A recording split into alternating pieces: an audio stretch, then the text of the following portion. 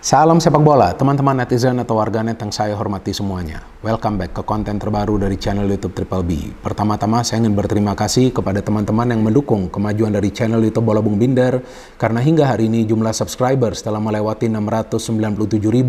Luar biasa dukungan yang teman-teman berikan, dan saya harapkan dukungan dari teman-teman akan tetap konsisten, dan seperti biasa saya akan selalu memberikan analisa secara logis, pakai akal sehat, dan tentunya fair. Dan seperti yang saya selalu katakan, bahwa sekali saya netral, maka saya akan tetap netral. Maka itu Triple B bukan saja singkatan dari Bola Bung Binder, tapi juga artinya Binder bukan buzzer. Senggol dong! Anyway teman-teman, in this new content, saya ingin membahas tentang dugaan pungli dalam seleksi wasit untuk Liga 1 dan Liga 2. Namun pertama-tama saya ingin menjelaskan kepada teman-teman agar kalian memahami bahwa arti kata dari dugaan adalah perkiraan, which means belum tentu terjadi. Dan arti kata dari pungli adalah pungutan liar, which means tidak sesuai dengan aturan. Dan arti kata dari wasit adalah pengadil yang berada di atas lapangan yang harus jujur dan tentunya adil. Artinya, jika, dan saya ulangi, jika, karena saat ini kan statusnya masih dugaan ya, jadi belum tentu terjadi. So, jika ada wasit atau beberapa wasit yang memberikan uang yang sebetulnya tidak sesuai aturan, dalam tahapan mereka menjalani seleksi untuk bisa memimpin pertandingan di Liga 1 dan di Liga 2, maka wajar saja di pekan pertama dan juga di pekan kedua Liga 1 yang baru saja berlalu, ada beberapa kesalahan yang dilakukan oleh beberapa wasit di beberapa pertandingan di dua pekan tersebut yang tentunya merugikan beberapa tim.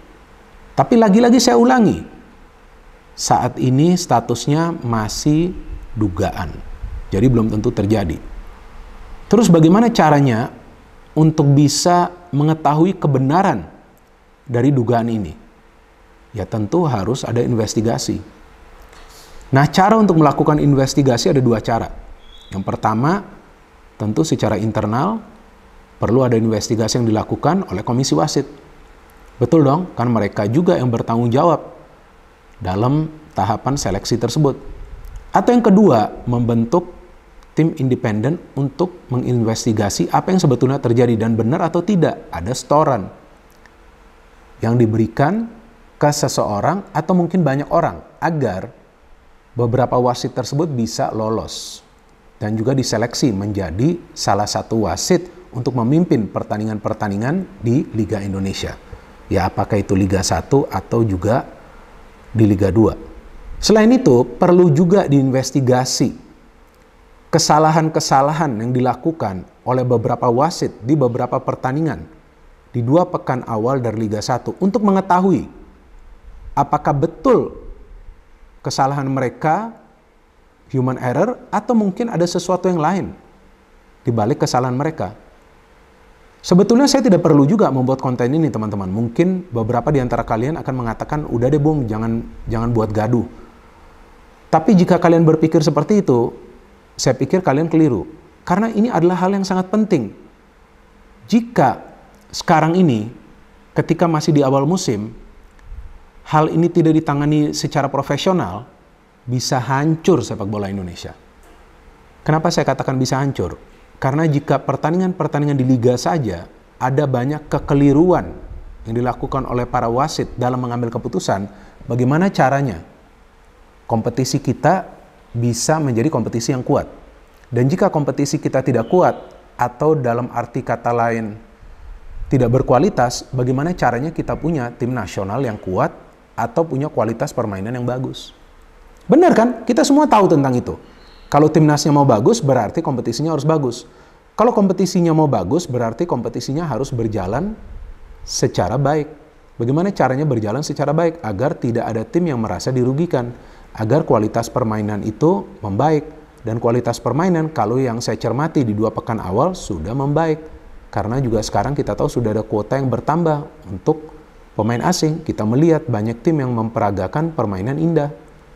Jadi sudah enak juga nonton Liga 1, tapi kesalahan dari beberapa wasit ini yang membuat kita tentu kecewa. Dan juga ya curiga, ada apa ini? Dan teman-teman sadar gak sih bahwa kesalahan-kesalahan yang mereka lakukan ini mirip? Yaitu onside tapi dinilai atau diputuskan offside. Betul kan? Bahkan setelah saya membuat konten tuh hari Senin, ternyata ada pertandingan. Ini setelah saya muat kontennya ya, yang judulnya tuh Wasit Oh Wasit. Terus kemudian ada pertandingan Rans lawan Bayangkara. Kan ada lagi kejadian tuh.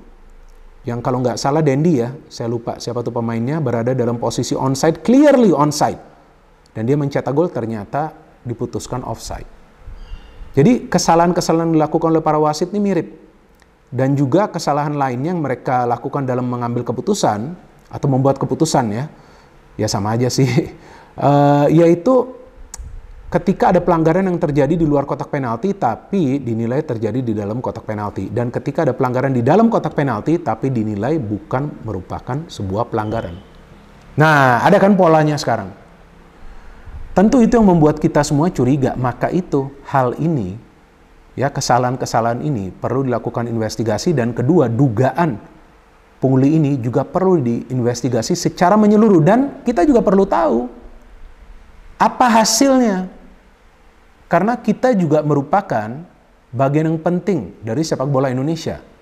Kita semua adalah pecinta sepak bola Indonesia. Kita adalah pemain ke-12. Ya, jadi jangan sampai kesalahan-kesalahan dari para wasit di atas lapangan juga membuat para supporter yang berada di atas lapangan, di dalam stadion juga panas.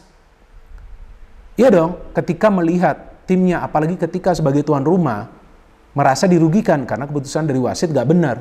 Nah, ini yang perlu dijaga. Nanti yang akan disalahkan siapa? Supporter. Betul kan?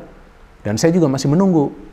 Yang saya ingat dalam melakukan transformasi sepak bola Indonesia kan ada yang namanya nanti edukasi supporter, ada aturan bagi supporter, dan juga crowd control management.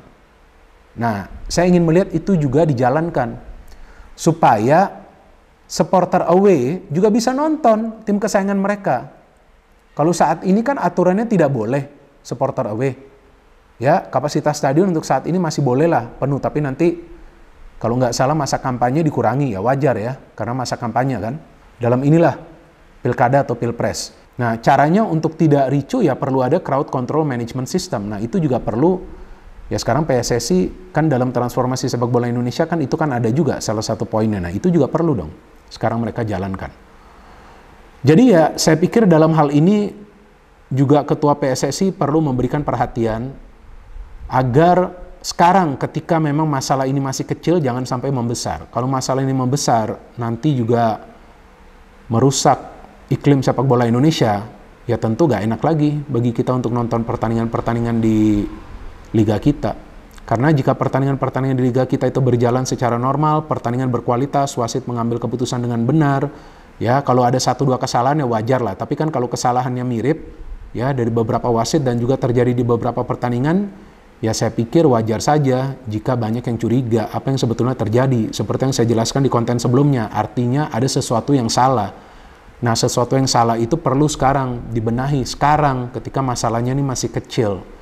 Jangan dibiarkan membesar. Nanti kalau udah membesar sulit dikontrol. Dan memang masalah wasit ini di musim lalu juga ada. Bahkan di kepengurusan musim lalu kan ada juga. Dan saat itu ada juga tindakan dari komisi wasit ya, jika saya tidak salah, yaitu suspend beberapa wasit atau diparkir. Tapi ternyata tindakan itu juga tidak efektif kalau menurut saya, karena sekarang di awal musim sudah ada lagi beberapa kesalahan. Artinya ini sekarang harus dicek apakah betul para wasit kita ini gak paham law of the game atau sulit untuk bisa mengambil keputusan di atas lapangan. Jika itu yang terjadi berarti pemakaian VAR harus secepat mungkin. Memang butuh waktu, tapi mulai sekarang sudah harus ada training, mulai sekarang sudah harus ada persiapan yang real. Agar kalau bisa sebelum pertengahan musim sudah masuk aja alat-alat VAR. Memang gak gampang, siapa yang mengatakan gampang? Gak gampang, sama sekali gak gampang. Kita harus pahami itu, gak gampang, tapi harus dikerjakan mulai sekarang. Jadi jangan sampai kita hanya menunggu tentang VAR, ternyata persiapannya itu lamban dan ternyata tidak bisa terrealisasi musim ini. Yang kita inginkan bisa terrealisasi secepat mungkin. Kalau bisa sebelum putaran kedua lebih baik, kalau enggak di awal putaran kedua sudah ada VAR. Karena darurat VAR sekarang Liga 1. Liga 2 kan kita belum mulai. Nanti lihat aja di Liga 2 seperti apa. Kalau ada siaran, lihat aja nanti keputusan-keputusan seperti apa yang kita harapkan benar. Dan memang tugas dari wasit itu gak gampang. Apalagi ketika mereka mengambil keputusan, ada protes dari para pemain. Tapi mereka juga dalam hal ini harus lebih teliti lagi. Kalau mereka ada melakukan kesalahan, ya lebih baik mengakui saja kesalahan tersebut. Karena kesalahan yang mereka lakukan itu juga merugikan beberapa tim. Betul dong teman-teman? Seperti di pertandingan Arema versus Persib dan juga di pertandingan Persebaya versus Barito. Apalagi itu Persebaya. Mereka build up serangan, yang pemain mereka Song itu dilanggar, itu kan build up serangannya itu rapi banget, cantik banget. Bruno dan Song. Song ditarik bajunya. Ternyata gak dikasih penalti Persebaya. Dan saya lihat replaynya, wasit yang bertugas itu sebetulnya jaraknya gak begitu jauh. Gak dekat, tapi gak begitu jauh. Karena wasit kan harus mengikuti juga aliran bola. Gak begitu jauh. Kalau dia gak lihat, ya, dan para pemain Persebaya protes, ya ada baiknya juga bisa berkonsultasi dengan asisten wasit, kalau enggak dengan wasit cadangan. Ya seperti itulah kira-kira mekanismenya yang saya ketahui. Karena saya udah nonton bola itu kan lebih dari 25 tahun ya. Jadi kurang lebih seperti itu. Nah di Eropa, ada juga beberapa wasit yang membuat kesalahan, tapi kemudian dikoreksi oleh wasit yang berada di ruang VAR atau dikoreksi oleh asisten wasit.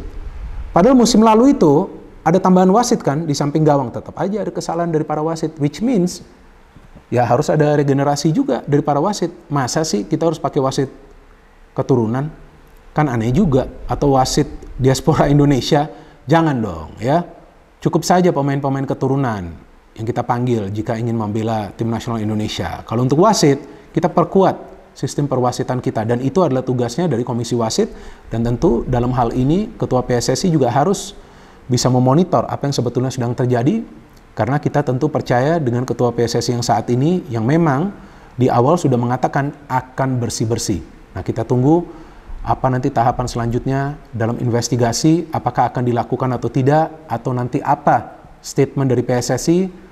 Dan kita tentu harapkan bahwa liga kita akan maju, dan kita harapkan jika liga kita maju tentu tim nasional kita akan kuat, dan kita harapkan tim nasional kita, tim nasional Indonesia kita juga akan meraih prestasi demi prestasi. Memang mungkin teman-teman juga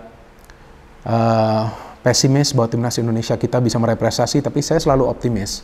Karena kita sebenarnya punya pelatih-pelatih yang bagus. Tinggal bagaimana sistem kompetisi kita ini dibenahi. Oke? Ya, salah satunya adalah dari wasit. Wasit harus mengambil keputusan yang benar, dan juga ketika ada pemain yang melakukan pelanggaran yang keras, langsung memberikan kartu kuning. Jangan tunggu sampai 2 atau 3 kali pelanggaran agar mereka tidak terbawa melakukan pelanggaran-pelanggaran keras ketika mereka bermain bagi timnas Indonesia. Jadi di kompetisi domestik tuh aturannya sudah harus jelas, clear, agar mereka nanti ketika bermain di timnas Indonesia juga bisa bermain dengan lebih baik lagi. No hate, no politics, only football. Salam sepak bola.